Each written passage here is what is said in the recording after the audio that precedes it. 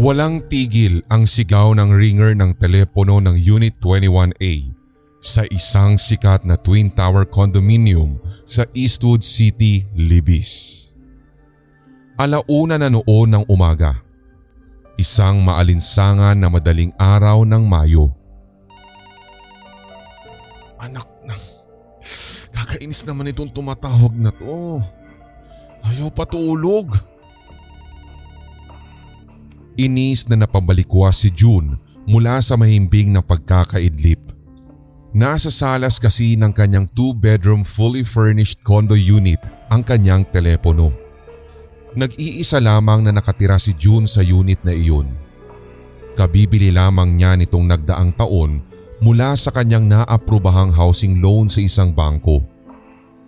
Naisip kasi niyang mas madali para sa kanya ang tumira sa isang condominium kesa sa umupa sa isang bahay na mas mahirap i-maintain. Isa pa, 5 minutes lamang ang layo nito mula sa pinagtatrabahuhan niyang isang sikat na credit card company sa nasabi ring lugar. Pupungas-pungas na lumabas sa kanyang kwarto ang binata at mabilis na dumiretso sa sofa kung saan nakatabi ang maliit na mesita na pinagpapatungan ng kanyang telepono. Madilim ang buong salas. Walang ilaw pero hindi na iyon alintana kay June dahil sa sobrang antok. Oras na naman na.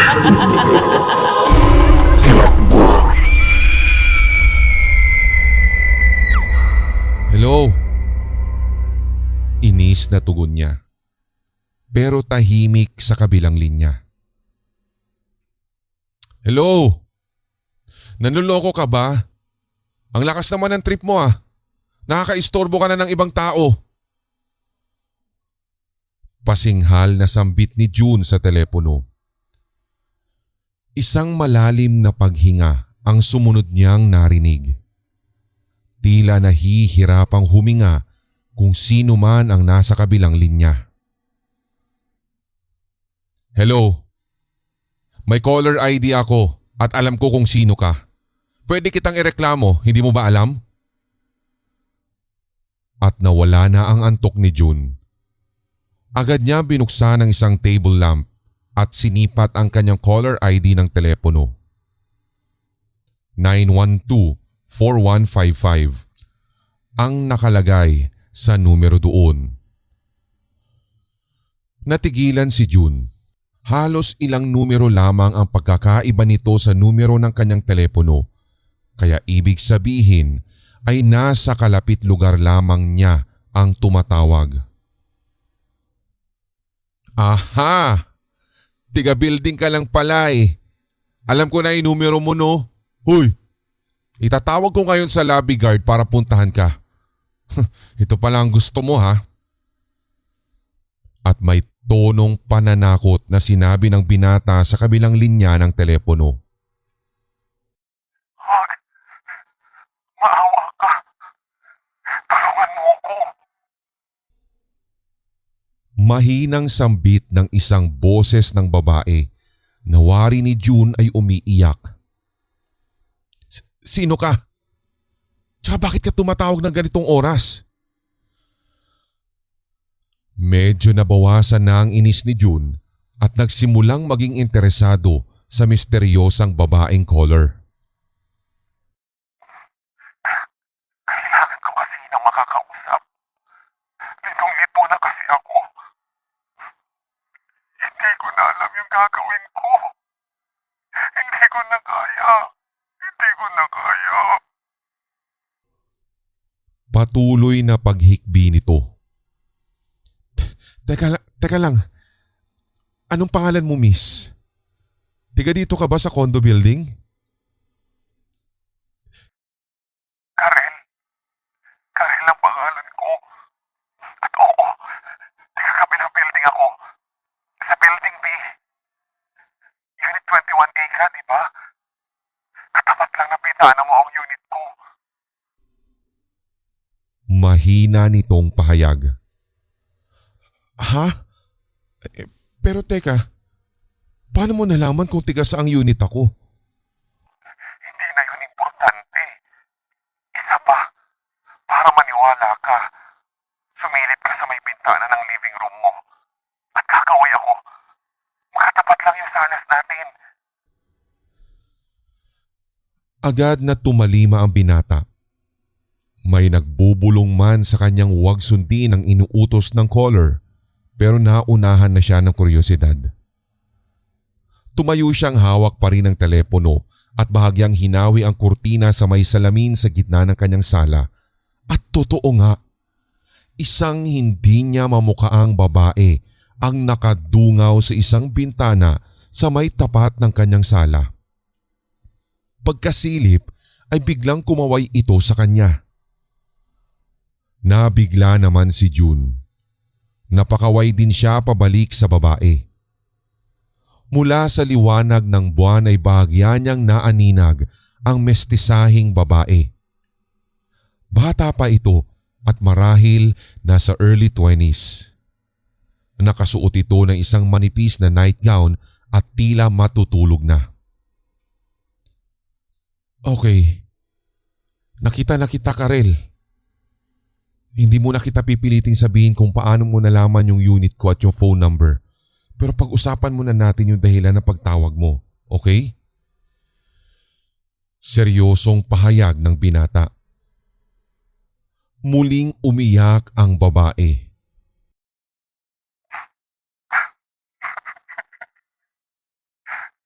Niloko niya ako. Matapos kong ibigay ang lahat, iiwan lang pala niya ako. Sumama siya sa ibang babae. Napakasama niya. Hindi ako matatahimik sa ginawa niya sa akin at kahit sa kamatayan, hindi ko siya patatahimikin. Teka lang.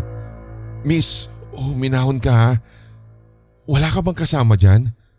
Tsaka huwag ka magsalita ng ganyan. Hindi dapat pinag-aaksayahan ng panahon ng mga ganoong klaseng lalaki. Sandali, miss. Hindi pa huli ang lahat. Natatarantang paliwanag ni June sa kausap na tila nais ng wakasan ang buhay. Huli na ang lahat. Huli na ang lahat. Nagwawala nitong sambit. Wala nang kwenta ang buhay ko dahil wala na siya. Siya lang ang mundo ko. Ngayong iniwanan niya ako, wala na rin halaga pa yung buhay ko. Kaya dapat siguro magpakamatay na ako ngayon. Sandali lang. Wala namang ganyanan, Karel. Nananahimik ako. Tatawag ka tapos sasabihin mo gagawa ka na hindi maganda?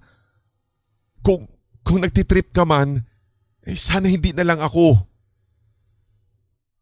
Dismayadong sagot ni June sa kausap. Hindi ako nagloloko. Kahit sumilip ka pa sa may bintana mo, nandito na ako sa labas ng bintana ko. Tatalon na ako. Pagbabanta ng dalaga. Kinabahan si June. Wala kasi sa boses ng kausap na nanloloko o nantitrip lamang ito.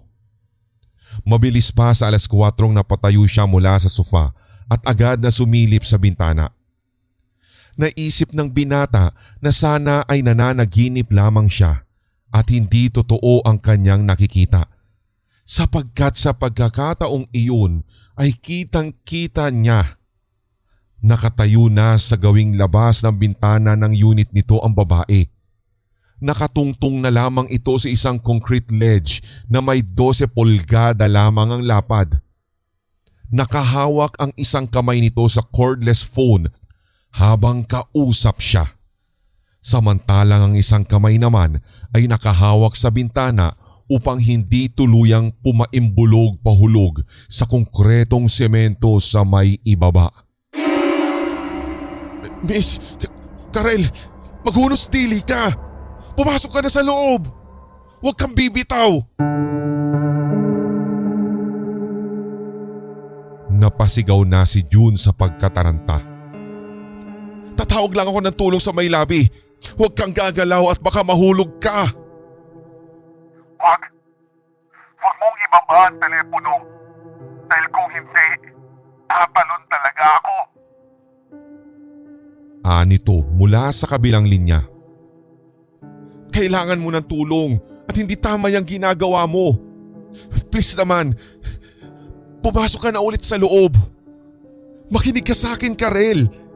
Please, huwag mong ituloy ang binabalak mo. Panandaliang natahimik ang kausap ng binata. Matapos ang halos 1 minuto, nagsalita itong muli na tila nagpapaalam. Salamat sa iyo. Kahit hindi tayo nagkakilala, pinagtagaan mo akong kausapin sa mga huling sandali ko. Noon kasing ginawa ko ito, wala ni isa man lamang na gustong kumausap sa akin. Kaya itinuloy ko na lang. Sige. Paalam. Anang babae mula sa kabilang linya. Naguluhan man si June sa kanyang huling narinig ay naalarma na siya.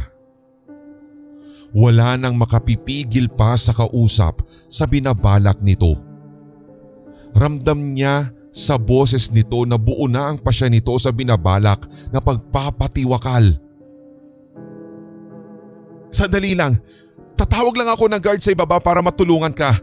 Babalik ako sa iyo agad. Iyon lang at inihold muna niya ang babae upang tumawag ng tulong sa lobby. Hindi pa siya tapos makipag-usap sa guard nang makita niya ang sumunod na ginawa ni Karel mula sa kanyang bintana. Walang dalawang isip itong nagpatihulog mula sa bintana diretso pabagsak sa semento sa may ibaba. Napasigaw na lamang si June. Napapikit na lamang siya sa mga sumunod na sandali. Hindi niya lubos maisip ang kinahinatnan ng babaeng kanina lamang ay kausap pa niya sa telepono. Natulala na lamang ang binata. Labis ang pagkabigla sa bilis ng mga pangyayari. Nanginginig ng mga daliri ay mabilis siyang tumawag sa lobby guard upang humingi ng tulong at upang ipagbigay alam na rin ang mga pangyayari sa babaeng nakatira sa may katapat lamang ng kanyang condo unit. May 10 minuto nang makarating ang mga security guards sa condominium unit ni June, kasama pati ang tenant manager ng building. Lahat ay kinakalma ang hindi pa rin makapaniwalang binata. Nanginginig ang kanyang buong katawan pero sinubukan niyang magkwento subalit tila umuurong ang kanyang dila. Nang tuluyan ng makalma ay saka na lamang nailahad ni June ang lahat. Mula sa pagtawag ni Karel sa kanya hanggang sa pagkasaksi niya sa kusang pagtalon ng babae mula sa bintana nito ay inilahad din ng lalaki. Nagkatinginan lamang ang manager at ang ilang mga gwardyang naroon. Parang hindi naniniwala sa mga inilahad ng lalaki. Kung kaya't napatanong ang manager sa kanya ng, "Sir, nakainom po ba kayo? O baka nananaginip lang?" Gustong mapikon ng binata sa narinig. "Ako? Nakainom? Hindi ka ba nakikinig? Hindi ako nakainom. Nagising nga ako. Gising na gising. Matagal din kami nagkausap bago siya tumalon. Bakit hindi niyo tingnan sa ibaba? Nandun ang bangkay niya dahil kitang-kita ko nung tumalon nga siya." Inis na pahayag ni June. Sino nga bang matino na tao ang magbibiro ng ganoong mga klaseng bagay? Sir, kasi wag ho kayo mabibigla. Hindi naman po kasi sa ayaw namin kayong paniwalaan. Pero may isang taon na ho kasing bakante yung Unit 21B sa kabilang building. Yun po kasing may-ari niyan, si Miss Karel Malyon, nag-suicide ho. Tumalon nga po siya sa bintanang yan sa kabila. Pero sir, 1 year ago na po yun. Kaya imposible po ngayon nyo lang nakita.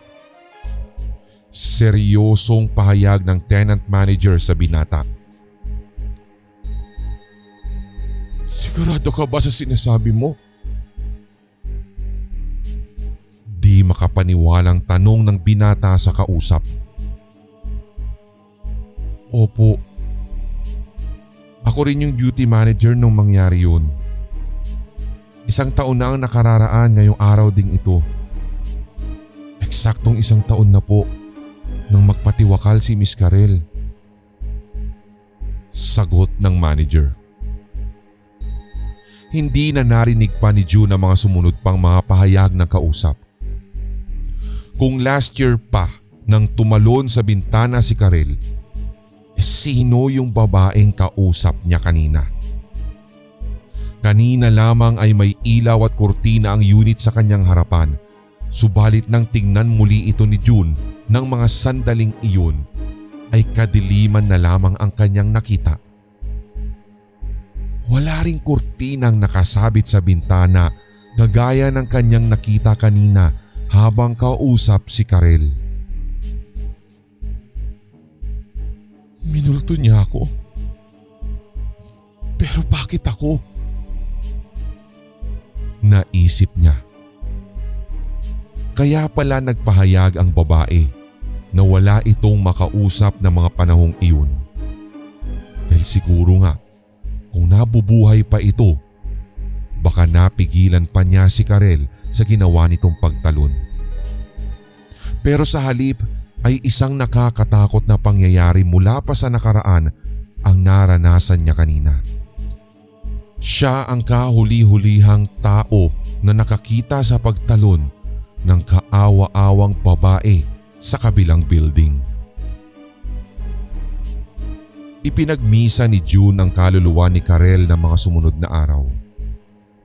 Sa kanyang pagtatanong-tanong ay napag-alaman niyang totoo ngang nagpakamatay ito sa pamamagitan ng pagtalon sa bintana. 1 taon na ang nakararaan.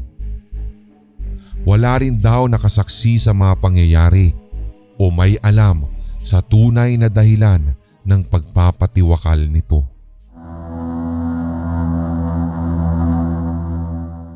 Isang linggo na ang lumipas. Natahimik na rin si June at halos nalimutan na rin ang pangyayari.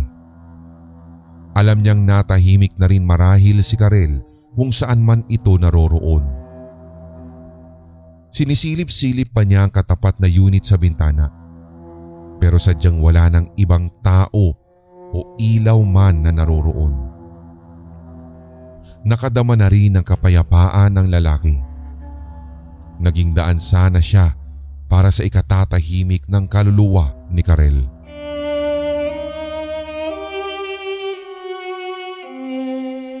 Hanggang sa 1:00 ng umaga.